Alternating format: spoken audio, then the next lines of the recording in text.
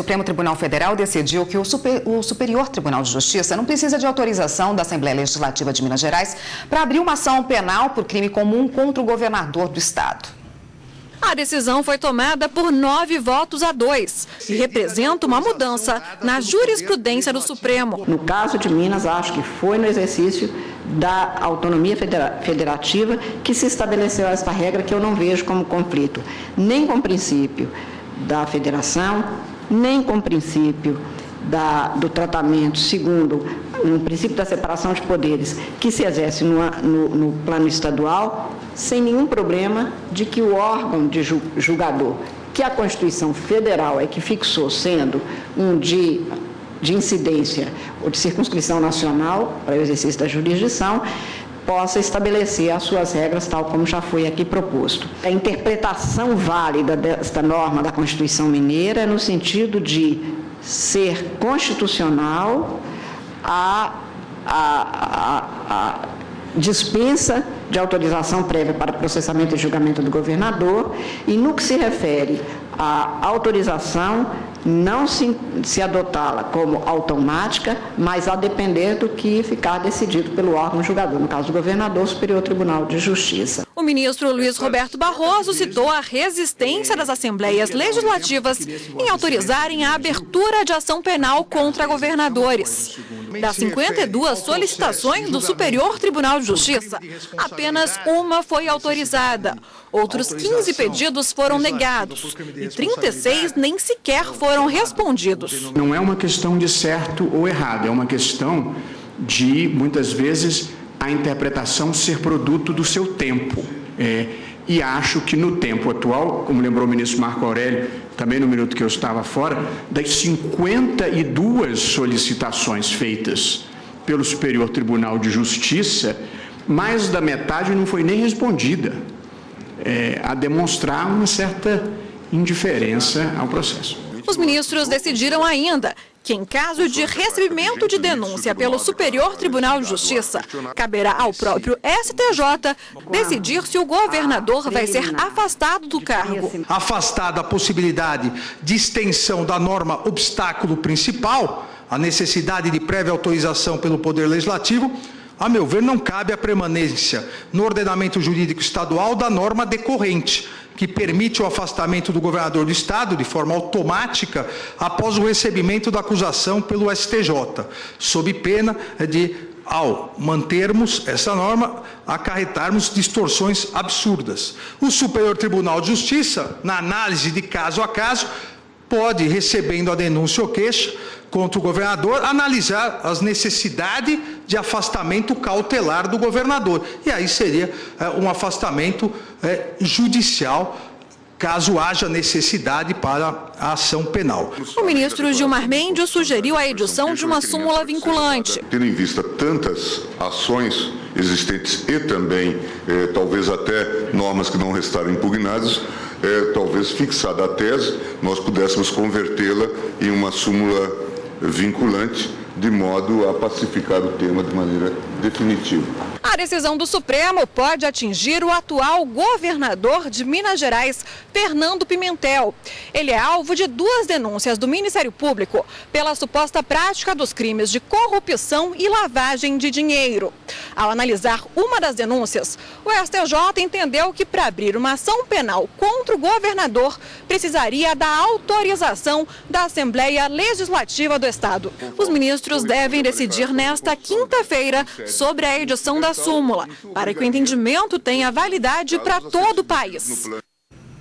Gisele, ontem o plenário analisou 2 questões importantes nessa ADI. Explica pra gente. Isso é bom que a gente realmente explique para quem está nos acompanhando. Foram 2 questões analisadas nessa ADI e elas dizem respeito, uma, a licença prévia da Assembleia Legislativa para que seja como uma condição de procedibilidade para que o governador seja processado e julgado perante o Superior Tribunal de Justiça.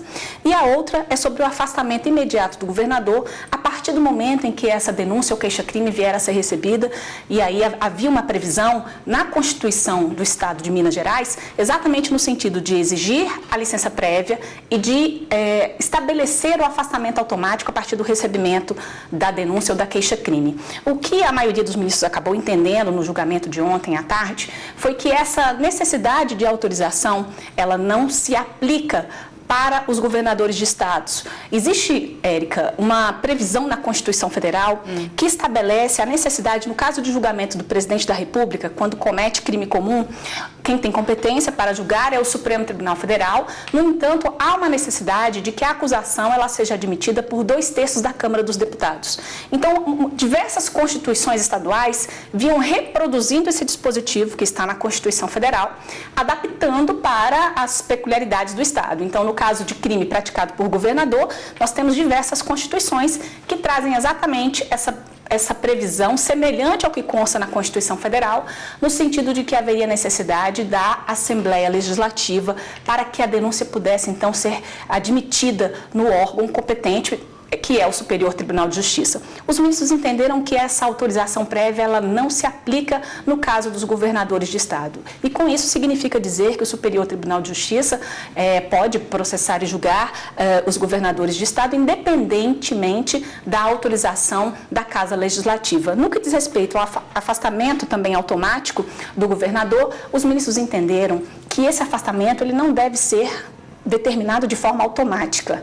Existe a possibilidade dos ministros do Superior Tribunal de Justiça determinar um afastamento cautelar do cargo, mas isso deve ser analisado no caso concreto, de acordo com as peculiaridades e mediante uma decisão fundamentada. A partir dessa decisão, quer dizer que o Legislativo não tem mais nenhuma interferência em qualquer ação em curso contra o governador? A gente precisa também esclarecer que essa decisão ela foi tomada num julgamento de uma ação direta de inconstitucionalidade em que se questionava a Constituição do Estado de Minas Gerais. Então, como não houve ainda uma súmula vinculante, a edição da súmula vinculante, essa decisão que foi adotada, ela foi adotada para resolver a questão da inconstitucionalidade, da não recepção da Constituição em relação à Constituição do Estado de Minas Gerais.